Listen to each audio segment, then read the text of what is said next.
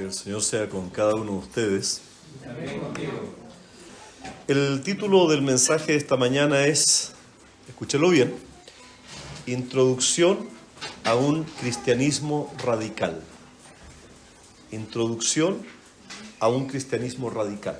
Vamos a estar enfrentando ya una serie nueva que comenzamos la semana pasada cuando leímos esta carta completa. ¿Recuerdan? Y cuando trabajamos nosotros mismos para tratar de ver qué es lo que el Señor nos quería decir.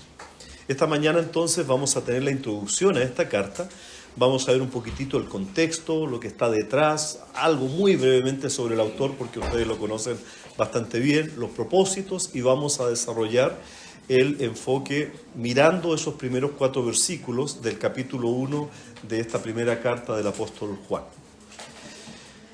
Hace algunos años se hizo una investigación en muchas iglesias para saber cuáles eran las prioridades de los cristianos que iban a esas iglesias. El resultado fue dramático. La conclusión arrojó que una iglesia promedio, y por favor pensemos en las iglesias que conocemos. La conclusión, como digo, arrojó que una iglesia promedio, en general, está constituida por 3 tipos de creyentes. Cualquier iglesia normal, promedio. Ahora, estos porcentajes, esta es una investigación seria, por cierto. Estos porcentajes no son inventados, son bastante realistas, y veamos si es la realidad también en nuestras iglesias hoy en día. Y preguntémonos cómo es en nuestra iglesia. Esperemos que nosotros estemos, con la ayuda del Señor, rompiendo el molde. El primer grupo de personas en una iglesia promedio son aquellos que tienen a Cristo como la prioridad número 1 de sus vidas. Esto es aquellos que en todo momento viven y que piensan en Cristo y como Cristo, que su propia vida, su propio pensamiento se comienza a moldar al pensamiento de Cristo, se someten y empiezan a pensar como Cristo. Y cada decisión que toman, no importa cuán pequeña o cuán grande sea, Cristo en esas decisiones es la prioridad número 1. Existe entonces este grupo que podríamos definir como los radicales. ¿Ok? Aquellos cuya entrega, sigo definiéndolos, cuya entrega a Cristo en su corazón, en su mente, incluso en su cuerpo, o sea, en toda su vida, es una entrega radical. Y esto se expresa mayormente en decisiones cotidianas. ¿Con quién me caso? ¿Con quién hago negocios? ¿Quiénes son mi familia? ¿Qué hago y cómo uso el tiempo? ¿Cómo uso el dinero? ¿Cómo me relaciono con mi familia? ¿Cómo me relaciono con mi esposa o esposo? ¿Cómo enfrento la muerte y el dolor? ¿Dónde está puesta mi confianza? Y un largo etcétera. Empiezo a pensar como Cristo en todas esas cosas. ¿Qué es lo que haría Cristo? Y suena muy bien que exista ese grupo de personas en una iglesia normal. El problema es que, de acuerdo a esta investigación, en una iglesia promedio o una iglesia normal, ese grupo de los radicales no superan el 7% de las personas. Solo 7 de 100 tienen a Cristo como la prioridad número 1 en sus vidas. El segundo grupo, al que llamaremos solo cristianos normales, estas son nomenclaturas que estoy poniendo yo, por cierto, son aquellos hombres y mujeres que viven y piensan en Cristo, pero de acuerdo a los momentos o a las circunstancias que están viviendo.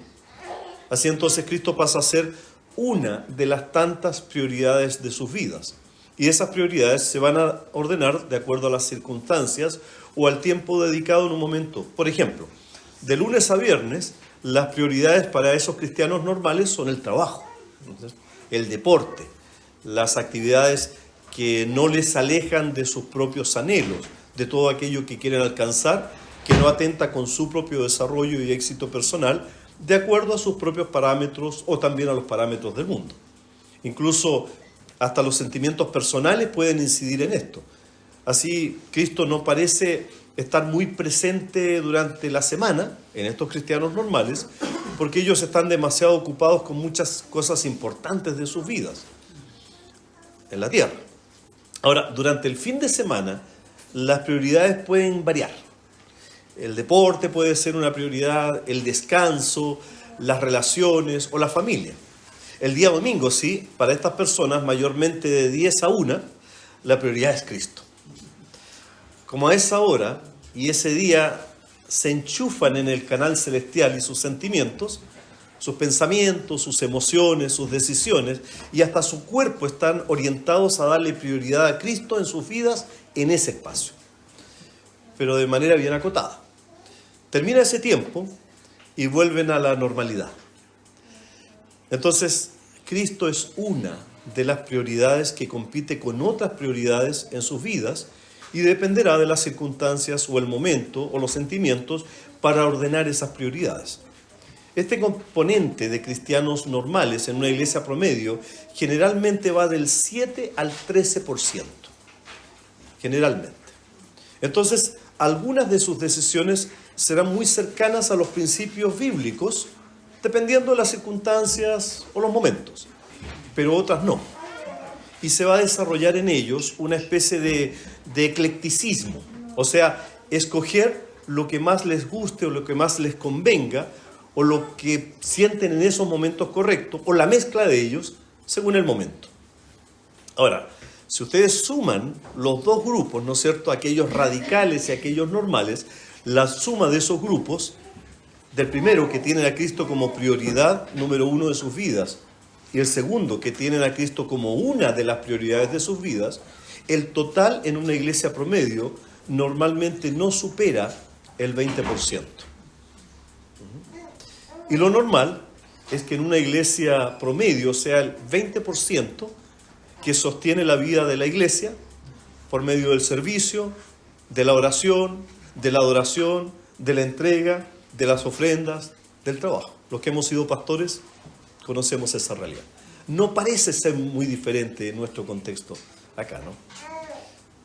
Ustedes ya se están preguntando, ¿y qué pasa con el otro 80%? Bueno, a ese grupo lo vamos a llamar a secas creyentes. No son los radicales, no son los cristianos normales, son los creyentes, simplemente los que creen. Esos son aquellos que creen que Cristo está en sus vidas, pero es suficiente. No están dispuestos a que Cristo les exija ni demande nada que pueda alterar sus vidas rutinarias. Y por el contrario, sienten cierto derecho a exigir de Dios lo que ellos creen merecer por haberle dado su magnánimo favor a Dios, ¿no? Yo lo acepté, entonces Dios me tiene que cuidar en la salud, en la prosperidad económica, en el amor en las relaciones de pareja, familiares, etc. Y tienden estas personas a negociar a diario con Dios. Dios, si me das esto, yo te doy esto otro. Además, sienten cierto tipo de intimidad con Dios que se expresa de manera bastante irreverente, ¿no? Al tratarle con un nivel de confianza, diciéndole, por ejemplo, papito, pero no sintiendo que deban genuinamente responder a las demandas de Dios, como por ejemplo la santidad, la negación personal, el seguir a Cristo en cada paso. Ellos creen que tienen a Cristo en su corazón, pero la verdad es que son solo algunas ideas que tienen en sus mentes confusas, sobre todo basadas en distorsiones o ignorancia del verdadero evangelio. Para ellos, Cristo está presente y eso es suficiente. That is enough, dirían los gringuitos. Generalmente creen que Cristo es Dios, pero los separan de la humanidad de Cristo. Y viven ellos mismos de esa manera, separando los aspectos espirituales de los físicos en sus propias vidas. El resultado entonces es que pecan con el cuerpo, pero su espiritualidad parece estar intacta. Y confunden mucho. Confunden, por ejemplo, el que puedan vivir vidas súper espirituales. Creen que, por ejemplo, llorar o sentir algo es prueba de que Dios está actuando en sus vidas. Entonces no hay arrepentimiento, que es un cambio de vida porque cambia la mente, como ya hemos estudiado, sino que al sentirse mal por el pecado, eso ya es suficiente, pero no necesariamente la transformación. O sea, con su disposición a tener a Cristo en sus vidas, según lo creen, ellos y sus familias deberían estar cubiertos por Dios. Y cuando las cosas no resultan, generalmente o se alejan de Cristo o buscan una iglesia que les asegure que van a recibir lo que ellos creen merecer. Por cierto, este grupo descansa en una seguridad ficticia y además descansan en el servicio del 20% de la iglesia que está sosteniendo a la misma iglesia. ¿En qué grupo estás tú? No es necesario que lo respondan todavía porque vamos a seguir.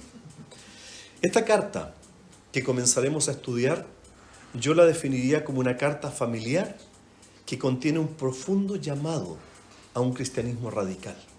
O sea, a ser aquellos que permiten a Cristo ser la prioridad número uno en sus vidas en todo. Creo que esta carta nos va a ayudar a todos a poder entender qué y cómo es ese tipo de cristiano que Cristo espera que tú y yo seamos. Por lo tanto, no les voy a enseñar nada. Les voy a compartir exactamente lo que otro autor de cartas en el Nuevo Testamento decía. No es que yo lo haya alcanzado, sino que también estoy en la lucha. Entonces les voy a compartir mi propia lucha a la luz de la primera carta de Juan.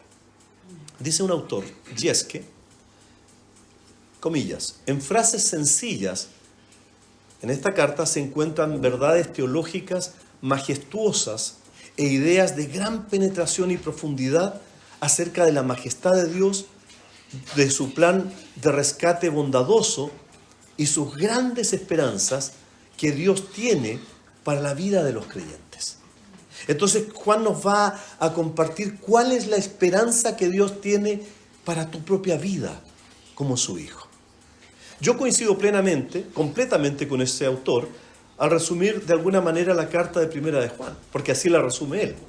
Ahora, algo que debemos considerar además es que Juan escribe a la familia. Basta leer esta carta para que ustedes se den cuenta cuántas veces usa los términos padres, hijos, los trata de hijitos. Es una carta familiar, es una carta cercana, pero es una carta demandante. Estamos en la introducción. Y para quienes me conocen, la introducción dura 3 horas. No, pero mucho menos. Ahora bien, esta carta es una carta que cuando ustedes la leen, y nosotros los predicadores cuando estábamos revisándola, ¿no es cierto?, vemos que pasaba de un tema a otro sin, al parecer, tener un guión, una conexión hilada. Pero hay un patrón que debemos considerar. Cuando toca un tema, Juan vuelve normalmente a ese tema. Pero no es que vaya yendo de un punto a otro en un avance lineal, sino que podríamos definirlo como un estilo de espiral. O sea, en ocasiones enuncia un tema y luego trata ese tema, vuelve a él, pero con una mirada distinta. Es para entenderlo y para estudiarlo bien. No estaba chocheando Juan. Ya voy a explicar algo sobre el autor. Entonces, cuando nuestros predicadores estén predicando algunos temas que parece que ya han tocado antes, en un sentido podría parecer cierto, ¿no? Pero por favor les pido que pongan atención, porque lo que van a hacer es lo que hace Juan, y nosotros simplemente como predicadores lo vamos a seguir. O sea, vamos a presentar desde una mirada distinta, quizás un tema que eventualmente ya tocamos antes, o poder ser una perspectiva que necesitamos apreciar también y que no la vimos antes. Por lo tanto, tengamos mucha atención, concentrémonos muy bien en la carta. O sea, si bien Juan nos plantea temas que son blanco o negro, algunos de esos temas los presenta desde distintas perspectivas para que apreciemos que realmente son temas sin ambigüedades. Si quiere asegurar que lo entendamos así. Por otro lado, esta carta es una carta, diríamos, profundamente doctrinal, que nos lanza desafíos éticos, pero también mucha inspiración para la vida cotidiana. Así, toda la carta es bastante consistente, en algunos temas más profundos, pero en toda la carta es tremendamente intensa, aunque el lenguaje que Juan usa, ustedes lo verán, es muy sencillo. Una y otra vez, cuando la leamos, nos vamos a dar cuenta que el planteamiento de Juan, el llamado apóstol del amor, es tremendamente exigente, es demandante. Lo que echa por tierra la idea, muy de estos tiempos, que cuando tú tienes amor, todo vale. O que no hay que hacer exigencias si estás amando. Esta carta destruye ese modelo. Paralelamente, vamos a estar estudiando durante la semana, ya nos pusimos de acuerdo con el concilio y hemos hablado con los predicadores, porque durante algunos meses, posiblemente un año, si el Señor lo permite, vamos a estar estudiando, como estudios bíblicos, lo que exige Jesús del mundo. Entonces vamos a ir por carriles paralelos. Así nos vamos a dar cuenta que si bien Cristo nos amó primero, no por ello su amor está exenta de exigencias a nuestras vidas y a nuestras vidas cotidianas. E incluso Cristo puede exigir a quienes no son su iglesia también. ¿Ok? Entonces vamos a estar muy atentos a eso. Vamos entonces. Veamos brevemente un poquito del autor. No me voy a detener mucho en Juan, porque es un hombre muy conocido para nosotros, pero algunas cositas. Posiblemente Juan, cuando escribió esta carta, ya tendría sus años. Y al leerla, algunos puedan pensar, que ya volvió al mismo tema. Juan estaba chocheando a estas alturas, o escribiendo de manera inconexa algunas ideas. Sin embargo, esta carta resume el mensaje que Jesús le dio a Juan en primer lugar. Por lo tanto, lo tenemos que no solamente tener con mucha atención, sino con mucho respeto. Y vemos en esta carta, en Juan, en su propia vida, una respuesta de servicio a Cristo y a la iglesia. O sea, Juan no está lanzando cosas que pida a los demás. Está compartiendo lo que él mismo ha tenido en su vida de respuesta a las exigencias de Cristo. ¿Ok? Por lo tanto, debemos leer la carta con mucho cuidado, porque nos vamos a dar cuenta que si bien fue escrita hace 2000 años, es tremendamente relevante para nuestra vida hoy, así como para cualquier época. Siempre les digo que cuando leamos la palabra de Dios, busquemos detrás de cada enunciado los principios teológicos, que son aquellas verdades simples o verdades profundas que se deben aplicar en la vida de todo cristiano en todo momento y en todo lugar. Por lo tanto, las demandas de Juan en esta carta, que son las demandas de Cristo, que hizo a Juan y que Juan las vivió y que ahora las traspasa a nosotros, son principios aplicables, todos ellos, en cada una de nuestras vidas. No son algunas cosas sí, otras no. Esos principios aparecen muy claramente retratados en esta carta y están escritas por alguien que estaba convencido de ellos, pero que además vivía esos principios de manera ferviente y de manera radical. Los temas principales de esta carta tienen que ver con la vida cristiana, con la verdadera doctrina o enseñanza que vino de Jesús a sus discípulos y que ellos transmitieron a la iglesia primitiva, lo que se ha denominado y conocemos nosotros como la doctrina de los apóstoles. Y es por eso que nosotros nos definimos como una iglesia apostólica, no en el sentido de estos tiempos, sino en el sentido de que nuestra fe está fundamentada en la enseñanza de los apóstoles, que la recogieron todas y fue escrita en el Nuevo Testamento. En segundo lugar, la temática sobre una vida de obediencia, que es la muestra de lo que Dios, por medio de su Espíritu, está dando a sus genuinos hijos, les permite ir desarrollando, no para lograr el favor de Dios, sino por la disposición agradecida a la fidelidad de Dios, a lo que Dios ya hizo, y que sus hijos entonces queremos agradarle, y por eso obedecemos sus mandamientos. Y en tercer lugar, también está apuntando una devoción ferviente, que se traduce en una entrega profunda desde nuestra mente y el corazón hacia afuera, hacia la acción y la disposición apasionada y radical. O sea, vamos a vivir conforme y de acuerdo a lo que creemos.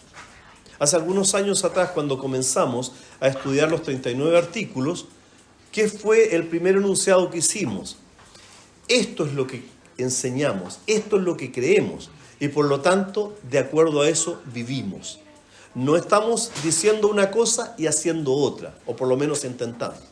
Entonces, cuando Juan, como lo veremos durante las próximas semanas, plantea aspectos tan controversiales como la presencia del espíritu del anticristo presente en el mundo de aquella época, debemos entender que el mundo de hoy también nos plantea que quien vive como un hijo de Dios y que en él vive el Espíritu de Dios, hoy en día también ese espíritu es mayor que cualquier otro espíritu. Incluso el espíritu que vive en nosotros es mayor que el espíritu del anticristo. También eso vale para el día de hoy. Y por último, Juan nos plantea que creer en el nombre de Cristo nos provee una seguridad en la realidad de la vida eterna que sus hijos vamos a recibir. Entonces, por favor, no veamos esta carta como una cartita más. ¿Cuál es el propósito? ¿Cuál fue el propósito por el cual Juan escribió esta carta? Durante la época en que se escribe esta carta, la iglesia primitiva estaba rodeada y además bombardeada de ideas místicas y de mucha religiosidad. ¿No les suena parecido a nuestro tiempo? Como dijimos la semana pasada, al menos esta carta tiene 5 propósitos del autor, que los explica Juan con un ¿para qué? ¿Para qué fue escrito? De esos 5 propósitos, 2 de esos propósitos los vamos a encontrar en los primeros 4 versículos que vamos a estudiar hoy día. Y podemos apreciarlos de una manera súper fácil, porque Juan lo dice claramente al escribir las palabras ¿para qué? Si van al texto que leímos, ¿no es cierto? El versículo 3, el ¿para qué escribió esta carta? Juan dice ¿para qué? ¿No es cierto? Para tener comunión juntos nosotros, como creyentes, y con Dios. Ahí va el primero de los propósitos. Juan escribió esta carta para que tengamos comunión con Dios y comunión unos con otros. Y el segundo ¿para qué? En el versículo 4 dice para que tengamos gozo completo o cumplido. ¿Ok? Los otros propósitos solamente los voy a mencionar, pero no vamos a estudiarlos esta mañana. Otro propósito que hay, capítulo 2, versículo 1, para que no pequéis. O sea, vamos a leer esta carta y estudiarla para que no pequemos. Capítulo 5, versículo 13, para que sepan que tienen vida eterna. Vamos a estudiar para darnos la certeza de la vida eterna. Y en el versículo 13 también del mismo capítulo, para que crean en el nombre del Hijo de Dios. Esta carta nos va a llevar a creer en el nombre del Hijo de Dios. Pero aquí nos vamos a detener en la comunión con Dios y unos con otros y en nuestro gozo completo o cumplida. ¿Ok? ¿Está clara la hoja de ruta? Y evidentemente estos son propósitos que se aplicaron en su tiempo, en los tiempos de Juan a sus lectores, pero que se aplican todos estos propósitos a nuestra vida hoy, a tu vida y a la mía. Por cierto, vamos a volver a eso. Ahora, vamos a volver a otro enunciado que hice hace un momento atrás, porque estamos en el proceso de la introducción de esta carta. En esa época, una de las corrientes fuertes que estaba afectando la vida de los creyentes, quienes eran desafiados en su fe por las circunstancias de un imperio, el Imperio Romano, era la filosofía, el tipo de pensamiento que a través del conocimiento y a la experiencia esotérica se podía llegar a alcanzar el conocimiento para la salvación. Eso se llamaba gnosticismo, gnosis. Ese es el término en griego que significa conocimiento. Ese fue en esa época, cuando Juan escribió esta carta, fue un incipiente gnosticismo, esa corriente filosófica que se basaba justamente en la idea de que el conocimiento a través de la mente humana, a través de la habilidad del ser humano, a través de la experiencia del ser humano, ellos podían llegar a entender quién es Dios y a conocer a Dios, lo que sería suficiente para alcanzar la salvación. No necesitarían de la palabra de Dios, no necesitarían del sacrificio de Cristo en la cruz. Ellos podían, solitos, como los niños, ¿no? Yo solito. Es un poco el gnosticismo, es algo así como el yo solito. ¿Ok? Para ellos, esa salvación ya estaba implícita en el alma humana y no era entonces necesario el arrepentimiento de las personas ni la fe en la muerte de Cristo en la cruz. Y sabemos que el problema en esa época no era que la gente no creyera, por cierto, sino que la gente creía en cualquier cosa. Esa era la época del Imperio Romano. Esto no es muy diferente a lo que pasa en nuestra época, lo que hace esta carta nuevamente tremendamente relevante para la realidad que nos rodea hoy. Por cierto, algo que debemos considerar es que el Imperio Romano, no sé si ustedes lo saben, no atacaba a la iglesia cristiana o al cristianismo por creer en un Dios hecho hombre, como era Jesús. Ese no era el ataque del Imperio Romano. De hecho, en esa época existían muchas ideas acerca de dioses que bajaban a la tierra, se humanizaban o eran mitad hombre y mitad dioses. Además, en cada lugar donde el Imperio Romano tenía presencia, también preexistían ciertos dioses locales que tenían influencia en sus contextos. Entonces, el ataque del Imperio Romano, la persecución, la martirización de los cristianos, no era porque ellos creían en Cristo, un Dios hombre. No era por eso. El Imperio Romano y su religiosidad, de hecho, aceptaban como política de Estado todas aquellas divinidades o filosofías religiosas de los lugares donde ellos tomaban control o tenían influencia. Pero ellos sí, a cambio demandaban que también se venerara como una divinidad al emperador romano.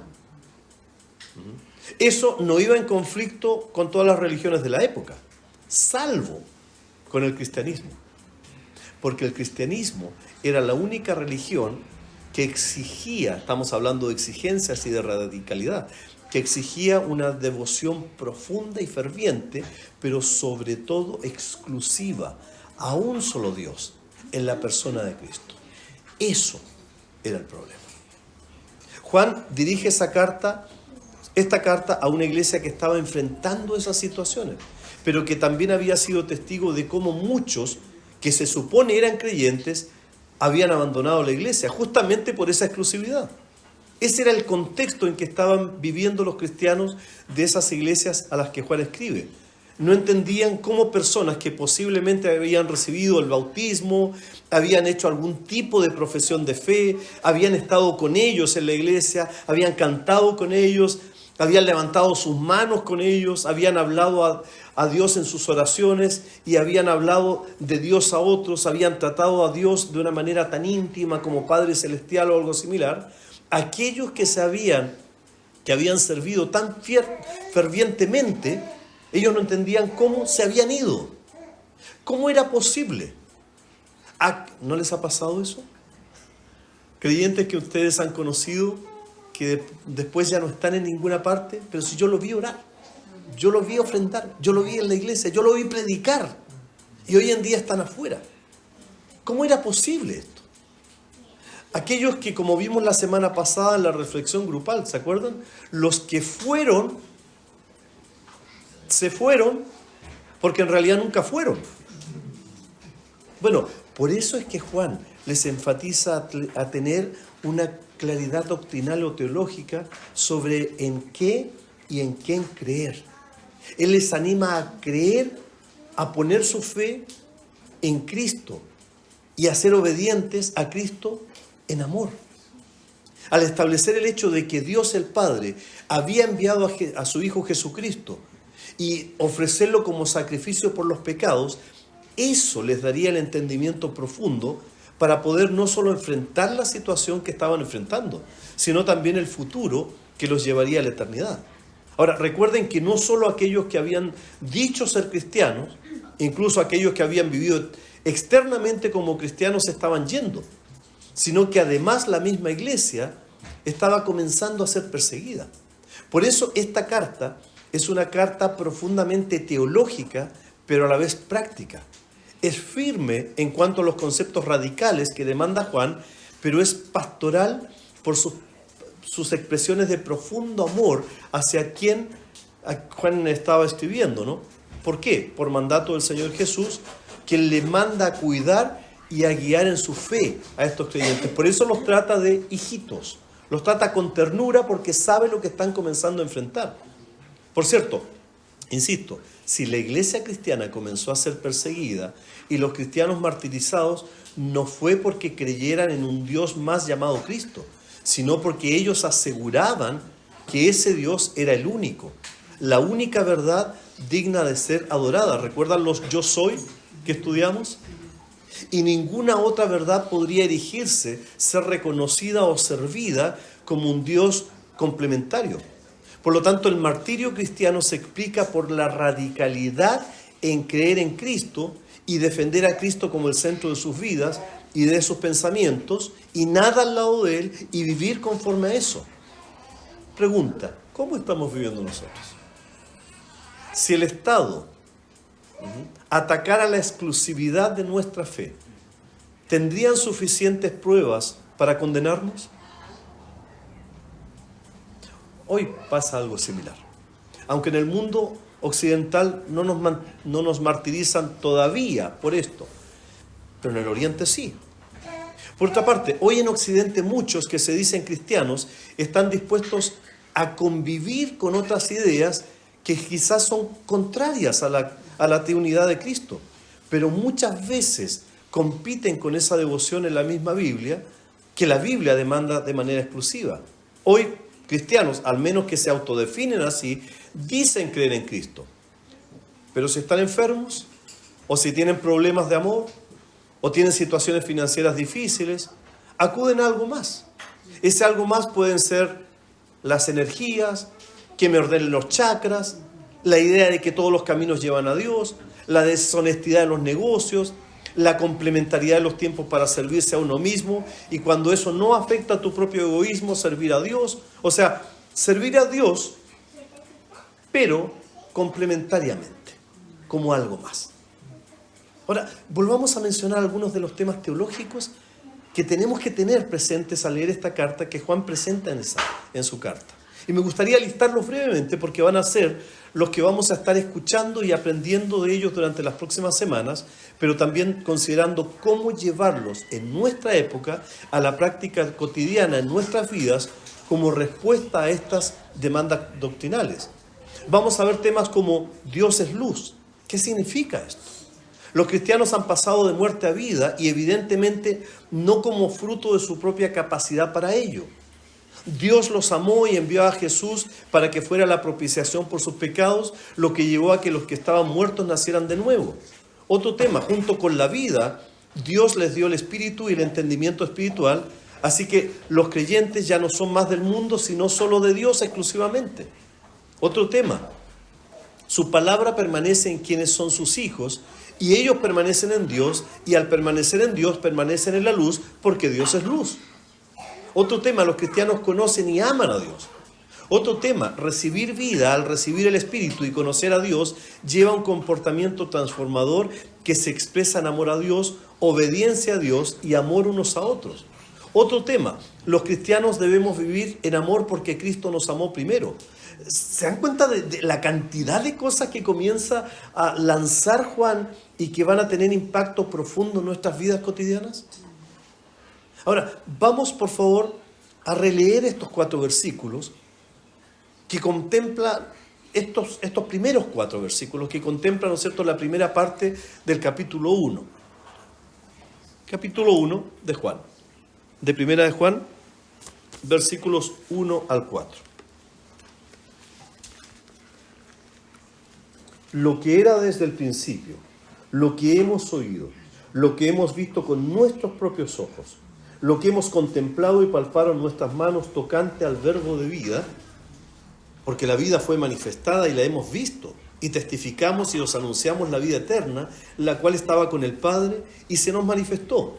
Lo que hemos visto y oído, eso os anunciamos para que también vosotros tengáis comunión con nosotros. Y nuestra comunión verdaderamente es con el Padre y con su Hijo Jesucristo. Estas cosas os escribimos para que vuestro gozo sea cumplido. Okay. Capítulo 1, versículo 1. Sin duda, el versículo 1 de esta carta seguramente ya les está haciendo eco, ¿no es cierto? ¿De dónde? Génesis 1 y Juan 1. Donde en este caso Juan, inspirado por el Espíritu Santo, nos dice en el versículo 1 del Evangelio, y describe a Jesús como el verbo de vida acá y como el verbo eterno en su Evangelio. En ambos versículos iniciales Juan define a Cristo como el verbo. Y quiero detenerme un momentito acá solo para explicar lo esencial de lo que Juan está expresando, porque esto tiene mucha implicancia. Y veámoslo con lo que gramaticalmente eso significa. Vamos a hacer una pequeña clase de gramática del español. En español, una frase o una oración está compuesta por dos componentes gramaticales, con funciones específicas, ¿no es cierto? El sujeto y el predicado. El sujeto es el elemento que realiza o recibe la acción del verbo. Puede ser un sustantivo, puede ser un pronombre, un sustantivo es una cosa, un pronombre una persona o una estructura más compleja. Por ejemplo, frase muy sencilla, Juan cocinó un pescado. ¿Cuál es el sujeto ahí? Juan, ¿no es cierto? Muy bien. El segundo elemento, vamos a hacer una clase de gramática media dinámica. El segundo elemento que nos habla de Juan es el predicado. Se predica, se dice algo, que es la parte de la oración que expresa lo que hace o lo que le sucede al sujeto, a Juan. El predicado normalmente lleva un objeto que es quien recibe la acción del sujeto. Y ese predicado siempre contiene un verbo. Acá el predicado es cocinó un pescado, que es lo que se dice acerca de Juan, ¿no es cierto? O del sujeto. Ahora bien, no voy a hacer examen, así que no se preocupen. Para que el predicado en español tenga un sentido lógico y entendible, debe contener un verbo. Es la parte esencial. El verbo es el núcleo, es la vida del predicado, y en este caso, ¿cuál es en la frase? Cocinó, ¿no es cierto? Ahora, si a una frase le quitamos el sujeto, aún así la frase puede tener sentido o ser entendible. Podemos decir, cocinó un pescado, ¿se entiende, no es cierto? También podríamos quitarle el objeto al cual está dirigida la acción del sujeto. Ese objeto sería pescado. Si digo, Juan cocinó, aún así tiene sentido y la frase es entendible. Pero si a la frase le quito el verbo, entonces la frase ya no tiene sentido, no tiene lógica, ni tampoco es entendible. Podría decir Juan pescado. ¿Qué significa eso? Nada. ¿Saben que pasa lo mismo con lo que Juan está expresando acá? La esencia del mensaje de Dios o el núcleo del predicado, el verbo es Jesús. Él es el verbo de Dios. Él es la esencia de su mensaje. Él es el centro de su predicación. Si le quitamos a Jesús en la predicación, o si quitamos al verbo, la predicación que hagamos no tiene sentido. Muchas iglesias hoy predican salud, predican prosperidad, predican amor, predican cambios revolucionarios, buenos sentimientos, conocimientos, ideas nuevas, aceptación, tolerancia, juicio, obras, conceptos esotéricos. Pero si el centro no es la persona de Jesús, ni siquiera para competir con esos otros, el verbo, esa no sería una predicación que venga de Dios. Porque el centro del mensaje de Dios es Jesús mismo. O sea, quitémosle a Jesús de la predicación y tendremos un mensaje que no tiene sentido, que no tiene acción, que no tiene vida, que no tiene esencia, que no tiene poder transformador. Es sencilla la gramática, ¿no? Juan le dice a sus lectores del Evangelio que el poder transformador es Jesús, el verbo, incluso es eterno, es vida, que en el principio era el verbo, que el verbo era con Dios, el verbo estaba con Dios. Esa es la esencia del mensaje, la misma persona de Cristo. Y en la primera carta de Juan, Juan les dice que el verbo era el verbo de vida, porque en Cristo la vida es eterna. Cristo siempre ha sido. Cristo siempre, lo vimos en los yo soy de Jesús, Cristo siempre es y Cristo siempre será. Y Juan fue testigo de la realidad histórica encarnada de este Jesús en la tierra. Recuerden, y tengo que volver a esto, que en estos momentos, cuando escribe Juan, la corriente filosófica que estaba tomando fuerza y que estaba comenzando a influir en la iglesia era el gnosticismo, que se hizo más fuerte en el siglo siguiente. Eso era el conocimiento superior basado en experiencias esotéricas. ¿Qué es lo esotérico? Son las experiencias o conocimientos basados en lo místico, en lo misterioso, en lo oculto, en algo reservado para un grupo reducido de personas que pueden llegar a tener conocimientos especiales. Es lo que hoy vemos, por ejemplo, en la lectura del tarot, o de los maestros que ordenan las chakras, o aquellos, ¿no es cierto?, que enseñan angiología, o aquellos que son diferentes porque ellos sí pueden hacer milagros, o aquellos que tienen el conocimiento de Dios para dar profecías. Todo eso encaja en esa categoría. El gnosticismo de la época les hacía pensar en la iglesia que Cristo era, en esa iglesia cuando estaban llegando estas ideas, que Cristo era Dios, pero no era humano. Esto lo habían descubierto por su propio conocimiento algunos, los falsos maestros. Entonces separaban las dos naturalezas de Cristo y entonces exaltaban una de esas naturalezas, la naturaleza espiritual, pneumatológica de Cristo, pero la somática, la del cuerpo, la eliminaban. Cristo no podría haber sido así. Ahora, a esas alturas, la iglesia ya se estaba convirtiendo para algunos en algo nominal. Y ya habían esos tres componentes que dijimos al principio. Algunos cristianos de segunda o de tercera generación consideraban que el cristianismo les exigía vidas con cargas demasiado pesadas, como la santidad o la dedicación exclusiva a Cristo. Eso de ser diferentes y apartados para Dios estaba afectando la fe de algunos. Claro que resonaban fuertemente las palabras de Cristo en Juan 15:19. Si fueran del mundo, el mundo amaría lo suyo. Pero como no son del mundo, sino que yo los elegí separándolos del mundo, es por eso que los aborrece. Y claro que podemos pensar que todos los creyentes de esa época eran definidos por las palabras de Jesús, pero no es así. Había de todo en la viña del Señor, lo que menos habían eran uvas. Y estaban también, como la carta nos dice, aquellos que se estaban yendo, los que se fueron porque en realidad nunca fueron del redil. Entonces era evidente la demanda de pureza moral, de una nueva naturaleza, pero cada vez era más difícil estar fuera del mundo. En este minuto Juan nos está indicando, por ejemplo, en su carta la persecución que venía desde afuera, como el grave peligro, porque eso iba a venir, sino algo mucho más peligroso. ¿Saben qué? En Juan, él no está diciendo que la persecución es lo que va a alejar a las personas de Dios. Lo que está planteando en su carta es que la seducción del mundo que se estaba enquistando dentro de la iglesia, meter al mundo dentro de la iglesia, ese era el gran peligro. Entonces el problema que estaba advirtiendo Juan en esta carta no era aquellos que querían destruir la fe cristiana desde afuera, sino aquellas personas que querían mejorar el cristianismo de acuerdo a sus propios patrones, poniéndole de su propia cosecha. De alguna manera demandaban ellos cierto cristianismo humanista, el amor, pero con tolerancia. O sea, que la fe pudiese equiparar el pensamiento contemporáneo de su época o armonizar la fe cristiana con el pensamiento secular. ¿Y no les suena eso muy similar a lo de hoy día? Cuando dejamos entrar corrientes del mundo. Y eso hace mucho más relevante esta carta para nuestros días. En esa época la corriente gnóstica separaba la materia del espíritu.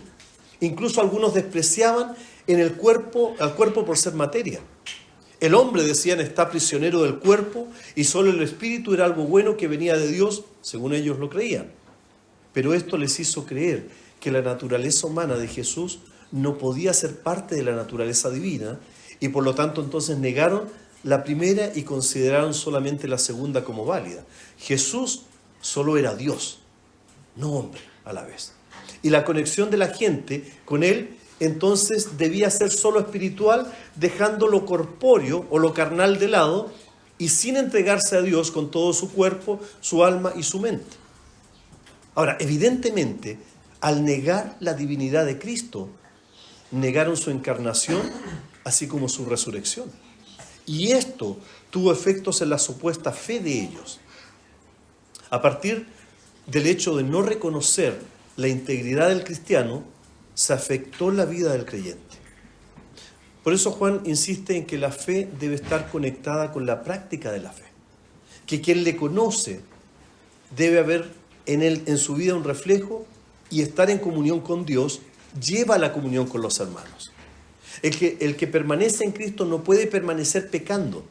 Y el que no obra de manera correcta no es de Dios, simplemente. Es blanco-negro.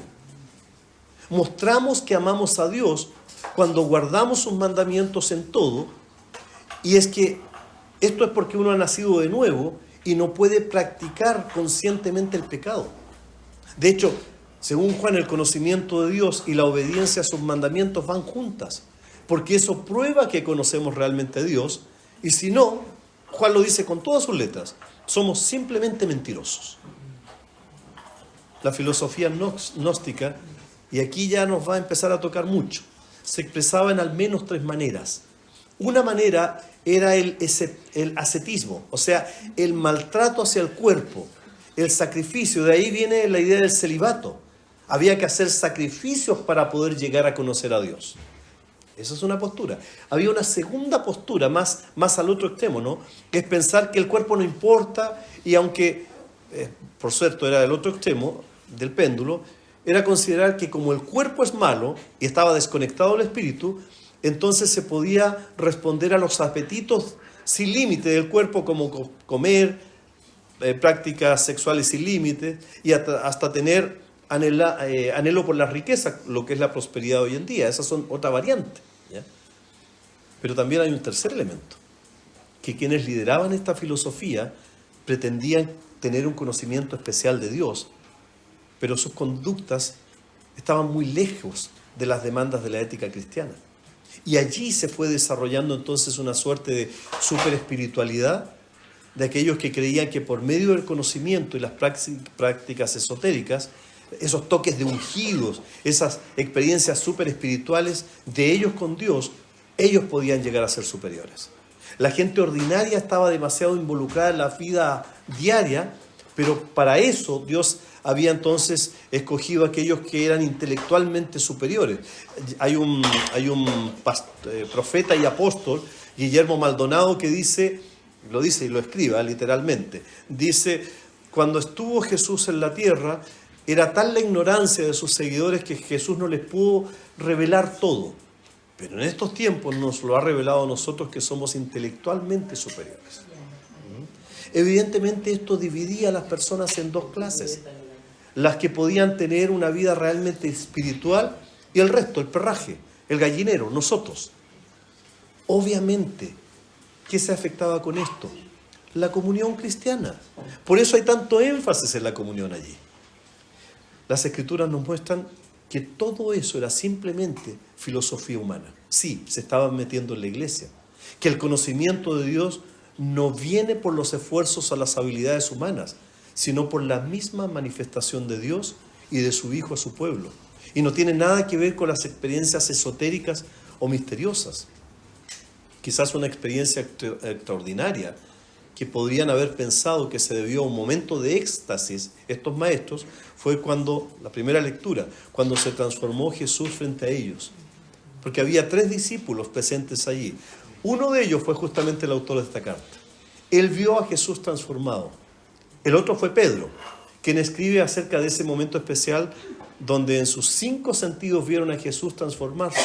Lo oyeron, lo vieron y de manera posterior también lo tocaron. Y ellos entendieron que eso no fue una experiencia esotérica, o una visión en éxtasis, o un momento de trance súper espiritual. Ellos lo que hicieron fue dar testimonio de esa manifestación que vino de Dios. Eso es lo que está diciendo el texto.